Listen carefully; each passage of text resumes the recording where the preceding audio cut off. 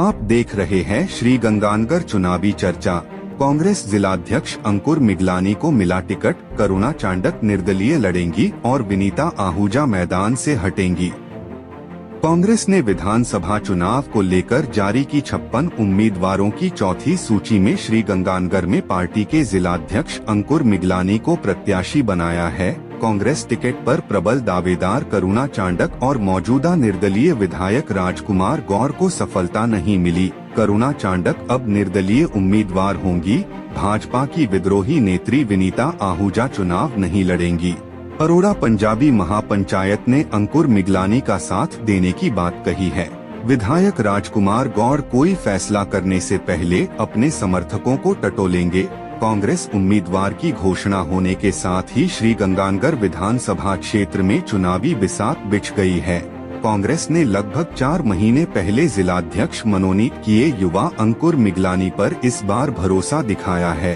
अंकुर मिगलानी श्री गंगानगर विधानसभा क्षेत्र में अरोड़ा पंजाबी समाज की सबसे बड़ी संस्था श्री सनातन धर्म अरोड़वंश मंदिर के अध्यक्ष भी हैं। श्री गंगानगर विधानसभा क्षेत्र में अरोड़ा पंजाबी समाज वोटों की संख्या लगभग 85,000 है, जो कि अन्य जाति तथा बिरादरी के मतदाताओं से कहीं ज्यादा है।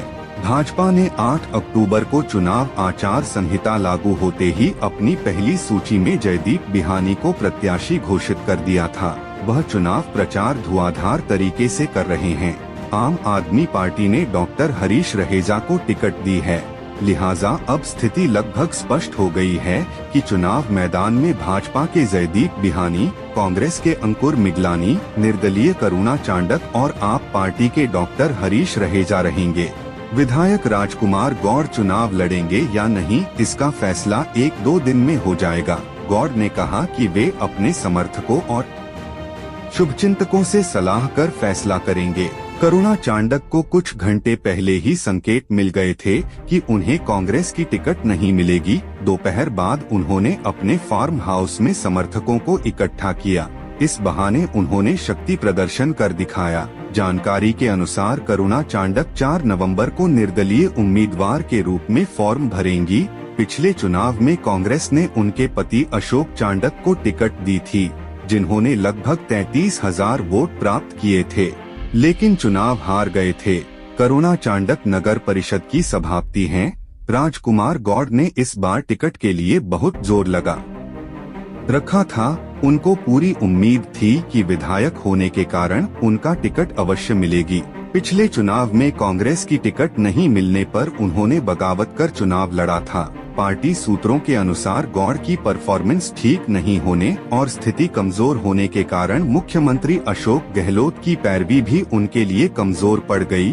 अब देखना यह है कि राजकुमार गौड़ अपने पत्ते कब खोलते हैं। चुनाव नहीं लड़ेंगे तो उनका क्या रुख रहेगा, यह देखना भी दिलचस्प होगा। उधर टिकट मिलने की घोषणा से अंकुर मिगलानी के समर्थकों में खुशी की लहर दौड़ गई। उनके निवास पर काफी संख्या में समर्थक इकट्ठा हुए और खुशी का इजहार किया। मिगलानी नई दिल्ली में हैं, जो आज श्री गंगानगर पहुंचेंगे। उनके जोरदार स्वागत की तैयारी कांग्रेस जनों द्वारा की जा रही है। इस बीच अरोड़ा पंजाबी महापंचायत कोर कमेटी के सर्वा मनोहर चावला ने देर रात स्पष्ट किया कि अंकुर मिगलानी को कांग्रेस की टिकट मिलने की घोषणा के बाद विनीता आहूजा चुनाव नहीं लड़ेंगी।